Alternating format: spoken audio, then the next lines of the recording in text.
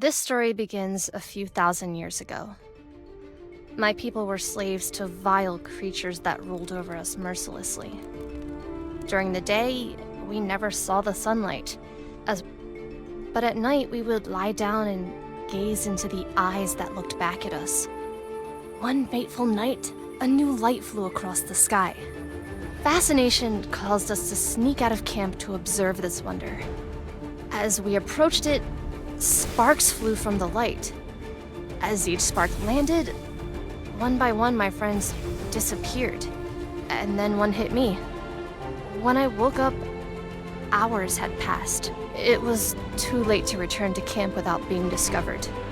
Once I was among the trees, it took only moments before I was attacked by wolves. I wandered a few steps, and finally collapsed. Awakening again, I found myself in some sort of encampment. When I stepped outside, I looked into the faces of elves, men, and dwarves. The eye became a part of me. My wounds healed faster than humanly possible. This wasn't the only ability that I had gained. I was able to perform feats that no other race could dream of. For decades I trained, trying to understand my new powers. More eyes fell from the sky.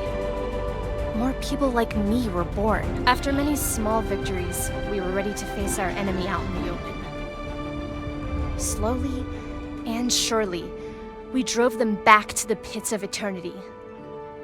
We won the war, and the people of Elor were finally free. We became a faction of our own, sworn to protect the people we fought for. Yet we remained outsiders. But time changes everyone. Humans easily repeat mistakes of the past. The endless cycle continues. Suspicion and mistrust of our kind. The sentinels began to grow. The rocks no longer fell from the sky. Humans were facing poverty and struggle, and needed someone to blame. My closest friend left the Council of Sentinels looking for answers. When he returned, he came out of the eternal pits, home of our sworn enemies, with an army. He marched it right to the doorstep of our castle, killing anything and everything along the way. We had no chance against this force. Crowan said we should join him instead of throwing our lives away. Some brave council members sacrificed themselves as a distraction while I led an escape party through stealth. We had a plan, a ritual to trap Crowan and his army, frozen in time. A plan that required us to sacrifice ourselves. Only the falling of a new eye from the sky would break the spell. And so we remained frozen.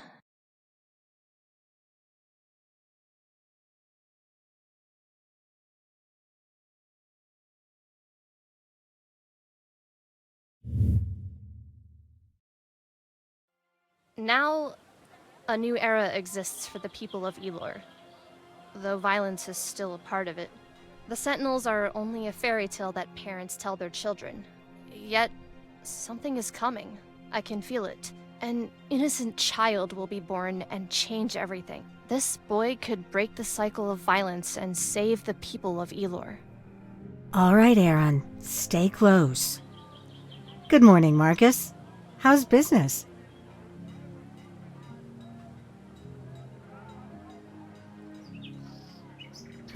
Oh, do you still have those blue mushrooms? Elias really loves them. Sometimes I don't get that man. I think I'll take a whole basket of them. We've had a decent harvest this year. The conflicts in Pearl haven't bothered us much.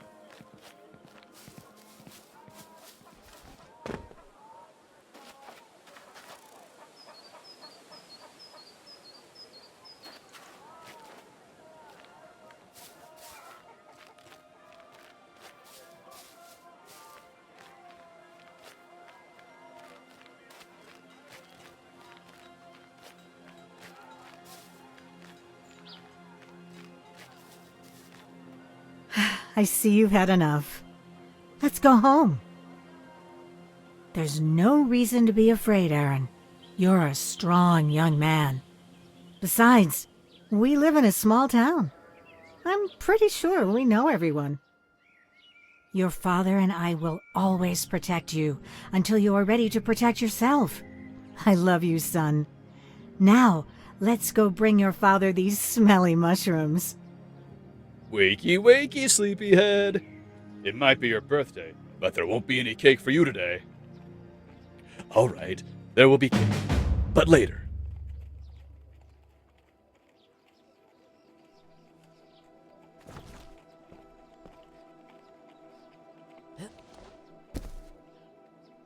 Good morning, buddy. Today, we are training. I might have overheard you telling your friends that you want to become a soldier. Well, for your very first mission, you'll have to sneak up on me. I'll be waiting outside. Manage to surprise me, and I'll have a reward for you. All right, see you soon. Or, don't see you soon.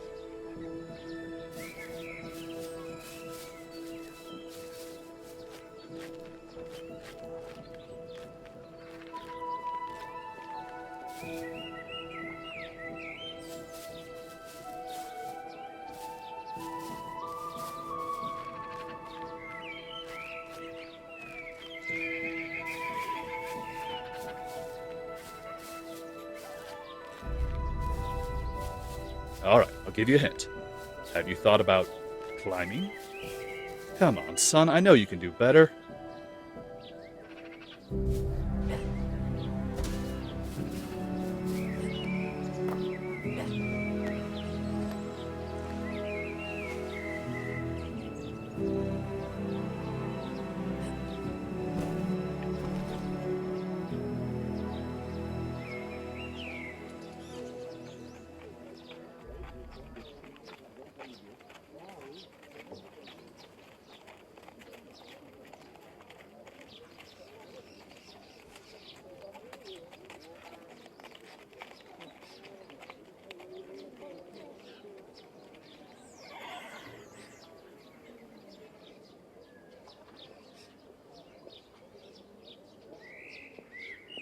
Wow, great job, son.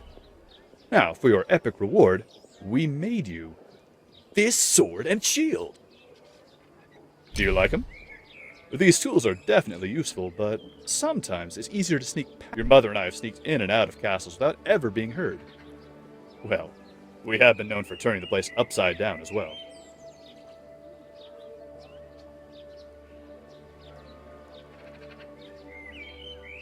That's great. I love it too. And before you know it, you'll be old enough to try out a real sword. Well, I have to go make myself useful now. Why don't you go find your mother? She's waiting.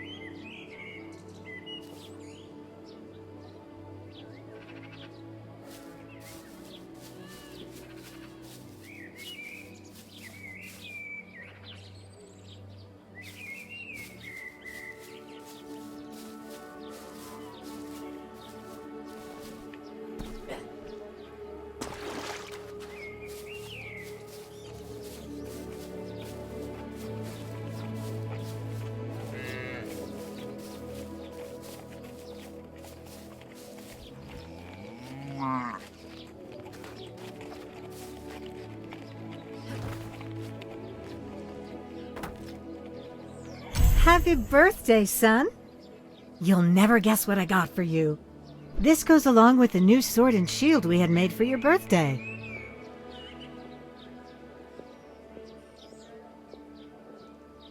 Glad to hear you like it, Aron.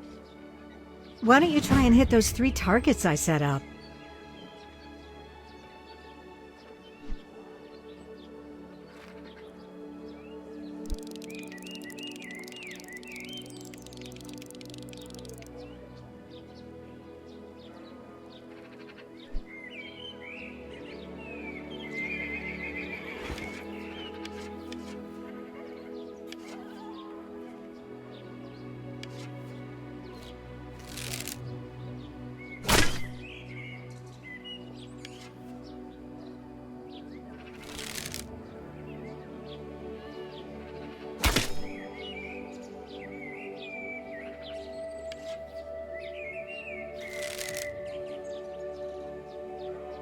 Fantastic! You're really good at this.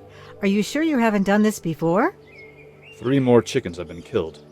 I think it's a fox. Oh, again? I'll have a look later this week. No rush, honey. We'll find it later. I'll have someone look at the fence.